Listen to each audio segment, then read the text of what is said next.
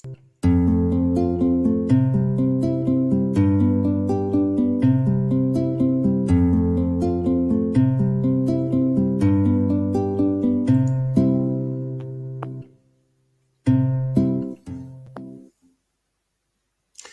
ritrovati gentili amici e amiche alla Visione all'Ascolto per quanto riguarda l'informazione su friulitv.net con le audio notizie del mattino.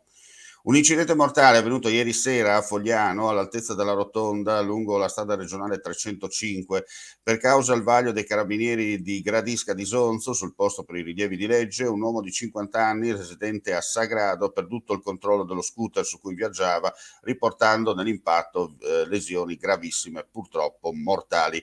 Inutili tentativi di rianimarlo da parte dei sanitari del 118. Le cause del decesso: un probabile malore. Sul posto sono intervenuti anche i vigili del fuoco del distaccamento di Monfalcone, che hanno messo in sicurezza l'area e i mezzi coinvolti. Scontro frontale tra due automobili questa mattina, per causa ancora in corso di accertamento, poco prima delle 6, lungo la strada regionale 463 a Carpacco di Dignano. Uno dei conducenti, a seguito dell'impatto tra i due mezzi, è rimasto incastrato all'interno della vettura e per riuscire a toglierlo dall'interno sono dovuti intervenire i vigili del fuoco, che hanno usato le pinze oleodinamiche. Preso in consegna successivamente dai sanitari, è stato trasferito in ambulanza a Udine, dove si trova ricoverato in prognosi riservata. Ed ora parliamo di sport per un'iniziativa a Monfalcone. Torna la festa dello sport a Monfalcone dal 2 al 4 giugno prossimi presso il Parco Area Verde di Via Valentinis.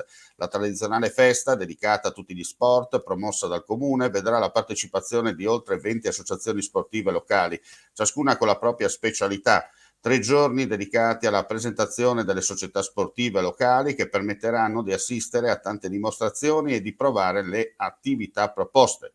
Un programma ricco anche per questa edizione, a grande richiesta delle migliaia di sportivi che praticano sport nell'area monfalconese. Si tratterà di atletica leggera, box, tennis, basket, judo, canottaggio, calcio, hockey, karate, arrampicata, tennis, anche chiaramente il ping pong, poi il tai chi, il qigong e molti altri sport dal 2 al 4 di giugno. E con questa notizia chiudiamo qui questa edizione flash del mattino. Ulteriori news sul nostro sito friulitv.net. Grazie per la visione e l'ascolto e non resta che augurare a tutti voi un buon proseguimento di giornata. Torna, dopo lo stop imposto dalla pandemia, la tradizionale fiera dei vini di Corno di Rosazzo.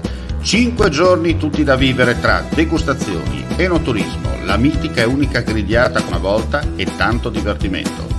Il tutto all'aria aperta, di giorno e di notte, anche in caso di pioggia. Se sei un vero adoratore di Dio Bacco, a Corno devi andare, perché chi beve solo acqua ha un segreto da nascondere. Fiera dei vini a Corno di Rosazzo, ingresso libero.